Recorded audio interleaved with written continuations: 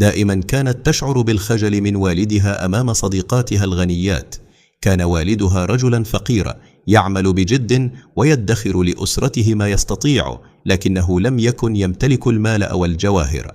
في كل لقاء مع صديقاتها كانت تبتسم بخجل وهي تستمع لمباهاتهن عن سياراتهن وملابسهن وبيوتهن الفخمة، وتشعر بالحرج من والدها البسيط. مرت السنوات وتوفي والدها فجأة. اجتمعت صديقاتها معها في بيتها بعد الوفاة، وعندما وصلن نظرن حولهن ورأينا البيت المتواضع والحي البسيط.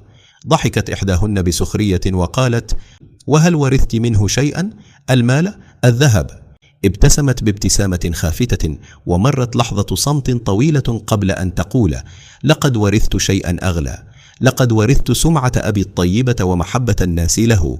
صمت الجميع، ثم لاحظن كيف كان الناس يأتون إليها وهم يذكرون لطف والدها ومساعداته البسيطة وابتسامته الصادقة لكل من يحتاج. وأضافت بهدوء: المال يفنى ويزول، لكنه لا يترك أثرا في قلوب الناس. ما يظل حيا هو طيبة القلب والأثر الذي تتركه بين الناس.